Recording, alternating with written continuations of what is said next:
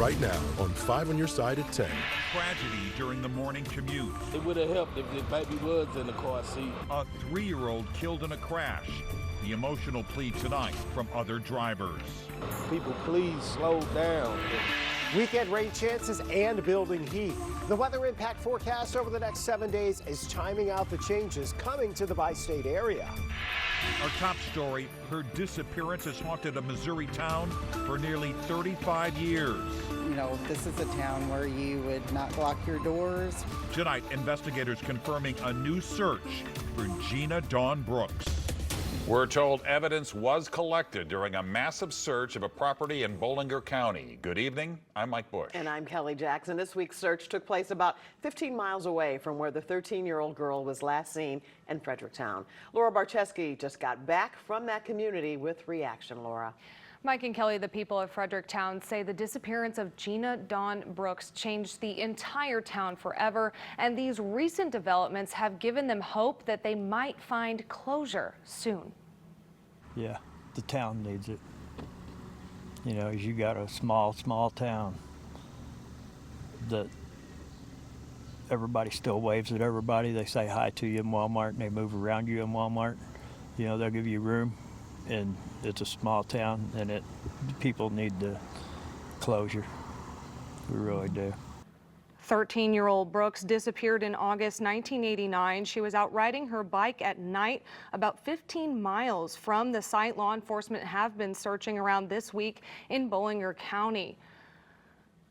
The property's owner for the last 15 years spoke with 5 on Your Side this week, saying an FBI agent called him 3 weeks ago and told him they would be looking for remains because someone in prison might have admitted information about the site. While the Missouri State Highway Patrol says they did not find any remains, they did find some items they believe could be evidence. One woman says she was about 20 years old at the time Brooks disappeared and never forgot about her.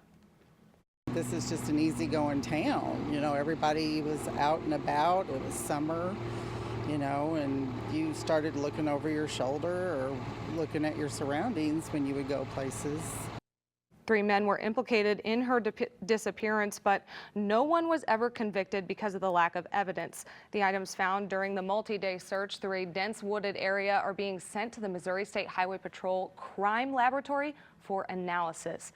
And they are still looking for answers, and anyone who knows anything is asked to call the Missouri State Highway Patrol at 573-840-9500 or the FBI tip line at 1-800-CALL-FBI. Thanks, Laura.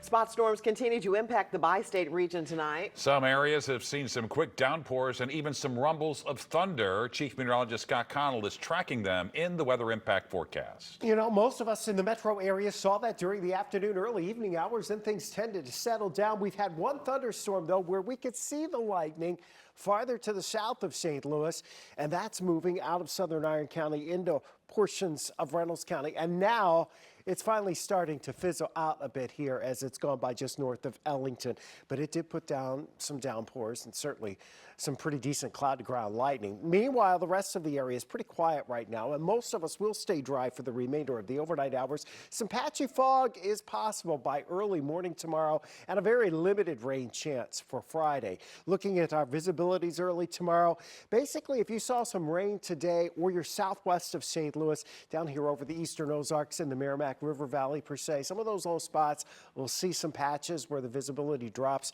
below a half mile, maybe even below a quarter of a mile, but it's pretty brief, doesn't last very long, and tomorrow most of us will be on the dry side. It won't stay that way for the entire weekend. We'll time out your weekend rain chances in just a bit, Kelly. All right, Scott. Tonight, a 3-year-old is dead after an early morning car crash on I-70 in North St. Louis. Police say the driver was speeding and weaving in and out of traffic when he crashed into a semi near Salisbury. New tonight, drivers in that area share their thoughts and concerns with 5 on Your Side's Robert Townsend. Kelly, people I talked to are expressing a variety of emotions. Now they're thinking about the child who lost her life, and they're also hoping this tragedy reminds drivers to always be responsible when they get behind the wheel. I rode past it. Nick Earl was just one of the many who saw this awful car crash and massive traffic jam minutes after police say a Dodge Challenger collided with a semi. It happened around 8 Thursday morning in the eastbound lanes of I-70 near the Salisbury exit. But I seen all the traffic backed up, and then on my way back on the other side, it was still backed up like 2, 3 o'clock in the evening. It was still backed up from them cleaning up. He soon learned a 3-year-old girl died. It was really tragic. St. Louis police say a man in the Challenger was speeding and weaving in and out of traffic when he crashed into the semi. The Challenger flipped and the child was thrown from the car. Investigators say the child was not in a car seat. It would have helped if the baby was in the car seat. Paramedics took the driver and a woman in the front seat to a hospital. Debris from the semi flew into the express lanes and caused another crash involving 3 cars. No one was seriously hurt.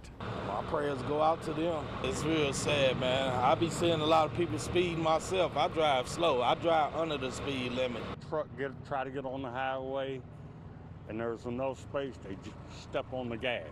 That's just one scenario trucker Olin Miller says he often sees when he's on the road. He too has a message for drivers after this heartbreaking crash. Wake up.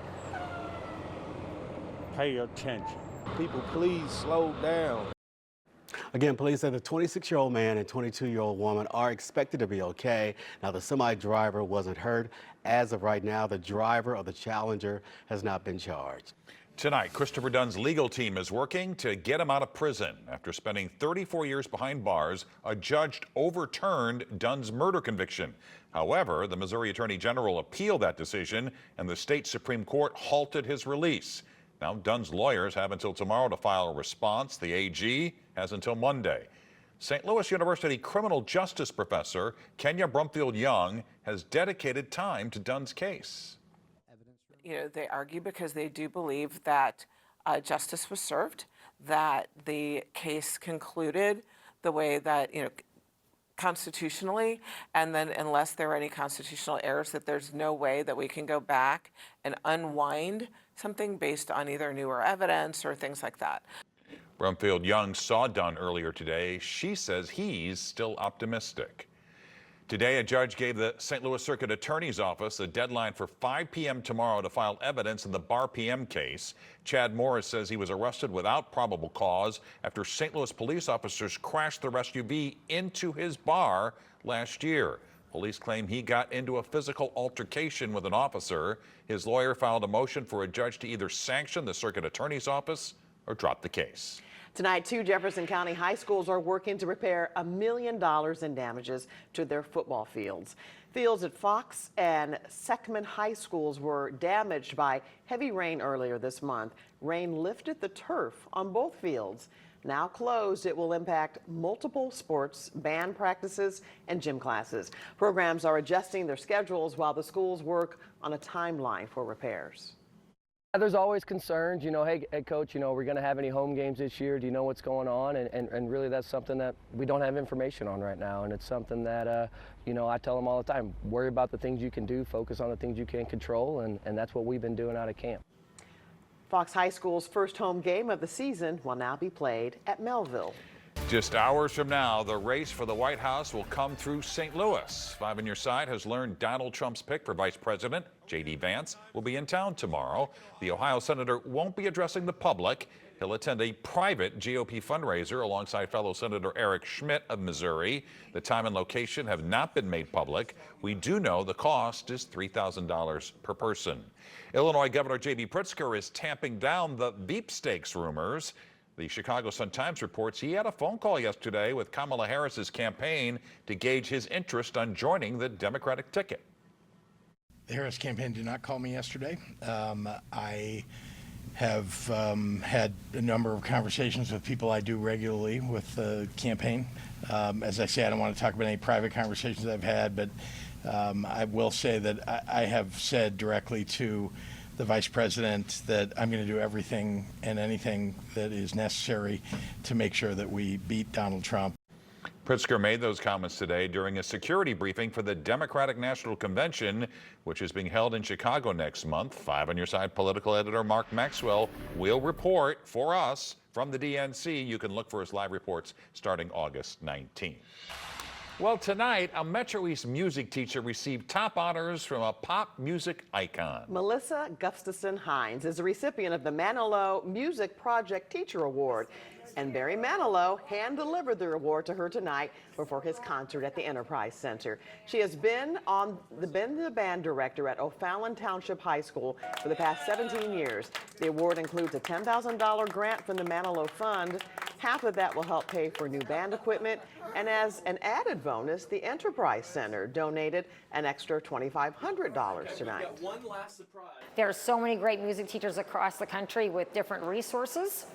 Some have lots of resources and some do not. But in this day and age, music is needed. The arts are needed in all the schools.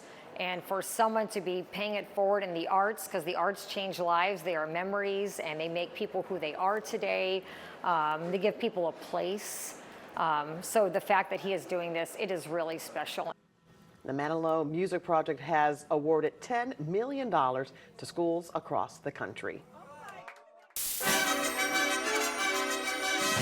Countdown to the pageantry in Paris. Tonight we're just hours away from the opening ceremony. We want to create history, we want to write our own story. The 12 Olympians from the bi-state to watch.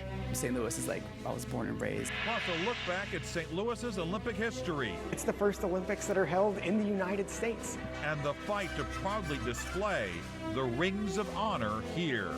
We had to actually go to the IOC. They awarded us the use of the Olympic rings. It's not a washout weekend, but we're timing out some rain chances that may impact your weekend plans as this system heads towards St. Louis by Saturday night.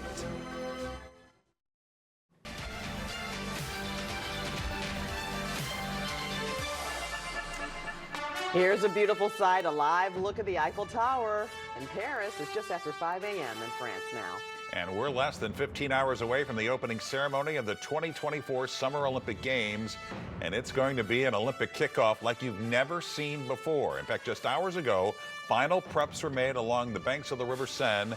Instead of a traditional march into a stadium, 10,000 athletes will board 90 boats and will embark on a 3-mile parade down the river. This will start the ceremony, not end it, another break from tradition. Of course, you can watch the opening ceremony right here on 5 on Your Side. NBC's Olympic coverage begins tomorrow at 11 a.m. The ceremony will begin around 12:30. A replay will air in prime time beginning at 6:30. You know, your president and I are behind you every step of the way, as is every single American. First Lady Jill Biden has arrived in Paris to attend tomorrow's opening ceremony. Today she made a stop at Team USA's training center in France to offer words of encouragement to the American athletes.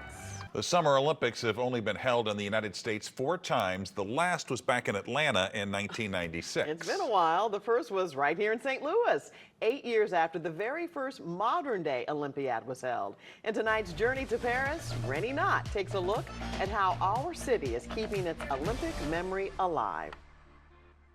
61 years before the Arch in St. Louis welcomed people to the West. 4 years after Paris hosted its first Olympics, St. Louis.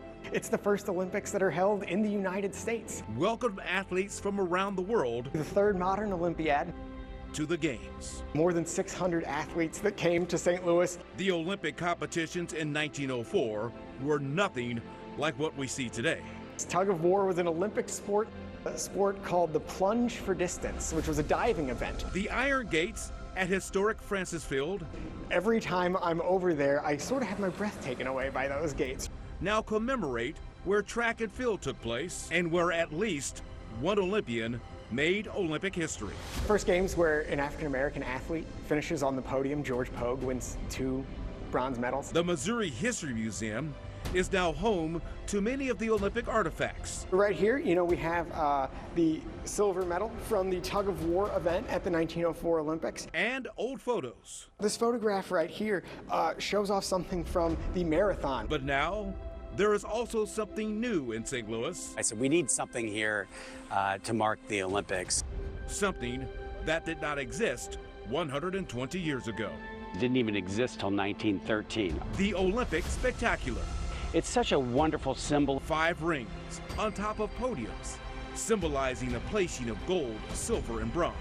We were the birthplace of the gold medal, which not too many people realize. St. Louis officials fought for the right to display it here. It was a fight from the sense that we had to actually go to the IOC. They awarded us the use of the Olympic rings. It was a really exciting, thrilling moment and a very humbling moment. Having the Olympic representation, Have those ties to the, international athletics. is important, It's just a sense of pride. not just to the city, Our place in Olympic history, but also I hope it inspires people. to the importance of America's history on the world's highest athletic stage. We were a significant Olympic city. And instead of 16 days of competition, events were held over a 5-month span from July until November. Yikes. I can't even imagine, in conjunction, though, with the World's Fair. Boxing, freestyle wrestling, and decathlon made their Olympic debuts in St. Louis. Of course, Rennie Knott is in Paris to bring you the games. Right here on 5 on Your Side, you can look for live reports every morning on Today in St. Louis at 6 a.m. And 5 on Your Side is your home for the Summer Olympics. For more on the events and when they'll air, plus the latest on our local Olympians, just text the word Paris to 314-425-5355. Chief Meteorologist Scott Connell joined us now with the weather impact forecast, and he'll be watching to see what kind of weather they're going to have in Paris as those athletes make their way down the River Seine. Yes, we're always checking Paris, Missouri, and we're checking Paris, France as well over the next couple of weeks. They do have a chance for a few showers tomorrow morning, but that should be before they really get into the opening ceremonies. Our one lone cell or cluster of thunderstorm cells has been down to the south of St. Louis over the last hour and a half. Really a very small little area that's been across parts of Reynolds County going from Redmond back to the west towards Highway B there. Everybody else seems to be pretty quiet right now. Front has sagged just to the south of St. Louis, and we're still around 80 degrees across most of the metro area at this hour. Some of us had a brief downpour earlier today. Think when the Cardinals come home tomorrow for this weekend series, we may have to dodge some showers and potentially some rumbles of thunder as well as we head into the upcoming weekend, especially for later Saturday and then at times on Sunday. 81 right now. Feels like it's 84. That dew point, the front may have gone south of St. Louis. You have an east-northeast breeze, but the humidity levels haven't backed off, which means another pretty warm night tonight. In town, lows will stay above 70. Outlying areas in the 60s. Maybe a little patchy fog, but we're not anticipating much in the way of additional rainfall overnight tonight. One thing to watch out for, remember that front is just to our south, but look down to our south and you can see over Louisiana, spreading into parts of Mississippi and into Arkansas. There's some unsettled weather down there. Not for tomorrow, but we have our eyes on that for later Saturday. That's when that energy will swing our way. Tomorrow, mostly cloudy, very low chance in the metro area of seeing a spot shower or thunderstorm. Most of it will be southwest of St. Louis. So here's your timeline with futurecasts for tomorrow. Again, as we head into the afternoon hours, we get those temperatures back into the 80s. Watch a few showers and storms try to bubble up here down to the south and southwest of St. Louis. Lesser coverage than what we saw today. We should settle down tomorrow night. Then we go into Saturday. Morning hours, clouds are on the increase, but we should stay dry in St. Louis. Here comes that moisture up from the south, though. That's going to increase our chances for those scattered showers and thunderstorms for Saturday afternoon and Saturday evening. So what's our impact? Well, they would be scattered thunderstorms. They don't look severe, but they certainly would have some brief heavy rain in a few places. And those rain chances increase by Saturday evening with the overnight rain chances lingering into Sunday. There is still overall plenty of dry time expected around St. Louis for the weekend. Saturday night into Sunday, the better chance for those showers and thunderstorms in the 80s for highs. As we head towards the middle of next week, we'll be tracking the heat trying to build back into St. Louis. One of the caveats with that is we may have thunderstorms that try to run over the top of that hot air, and if we do, that keeps the hot air at bay, but it also potentially gives us some stronger storms towards the end of next week. So a couple of things to watch out there for next week. It's very soupy right now. It is. All right, thanks, Scott. Here's Corey with sports. Well, it is the eve of the Olympics and time to prepare to follow our local athletes in Paris. I'll tell you about all 12 of them next in sports. This 5 on Your Side Sports Report is sponsored by Telly Tire and Auto Centers, driving your way since 1942. The Cardinals were off today. That gives us plenty of time to speculate about what the club should do ahead of next week's MLB trade deadline. If this is a team that's serious about playing into October, the answer to what they should do simply cannot be nothing. Tomorrow, the Cards welcome in the Washington Nationals, who are coming off getting no hit today by Padres starter Dylan Cease. He's a guy who had been on the deadline wish list of Cardinals fans over the years. Here are some current starting pitching names to know at the deadline. The White Sox have the electric Garrett Crochet and breakout starter Eric Fedde. The Rays have dependable Zach Eflin. And the Angels have all-star Tyler Anderson to offer. The deadline is Tuesday. Pitch. Should do it.